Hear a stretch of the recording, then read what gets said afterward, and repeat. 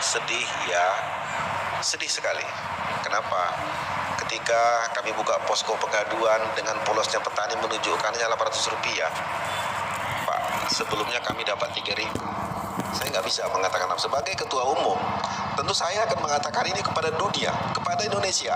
Ayo, ini saatnya kita tunjukkan nasionalis. Jangan gara-gara minyak goreng 16 juta orang rusak. Seperti kata Pak Tahut tadi, pendapatan negara rusak. Apa maunya? Kalau memang kita mau serius sungguh-sungguh, kecil itu minyak goreng. Kecil. Saya sudah pelajari itu perjalanan daripada minyak goreng yang curah. Minyak goreng itu semua ada di pabrik. Bang Andre, Pak Tahut, kami sudah menjadi distributor, belajar. Ternyata masalahnya kecil. Harga minyak goreng yang dari pabrik itu hanya sanggup headnya sampai ke D1, 14.000. D1 ke D2 jebol 19.000. Kenapa? Karena biaya beban daripada transport dibebankan ke harga head 14.000. Sesederhana itu persoalannya. Dana BPD PKS beratus triliun mau dibuat kemana itu? Kenapa enggak itu dibantu diselesaikan? Subsidi itu juga ongkosnya. Kenapa Pertalite di Papua, di Jambi, dimanapun sama harganya? Kenapa minyak goreng tidak bisa disamakan? Kok ribet benar sebagai seorang Menteri Perdagangan membereskan itu tidak bisa?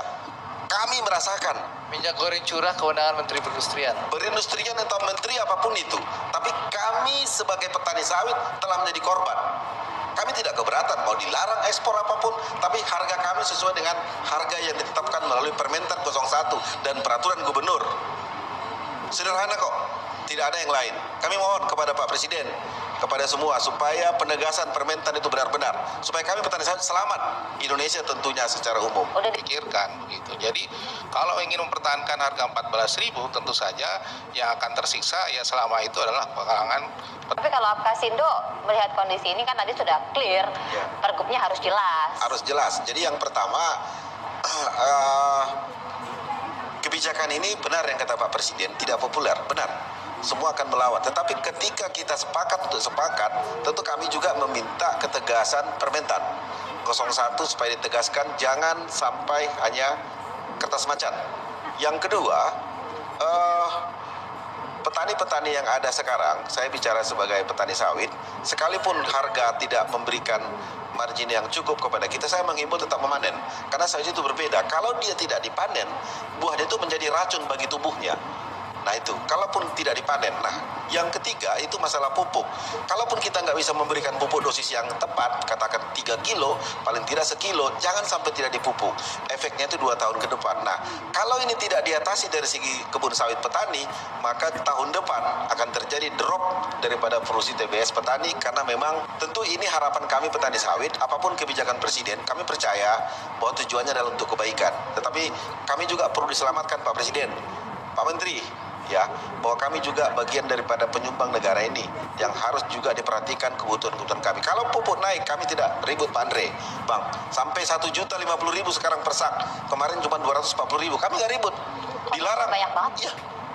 300%. Iya. Herbisida dulu cuma 45.000 per liter. Sekarang sudah berapa? 300.000. Kami nggak ribut.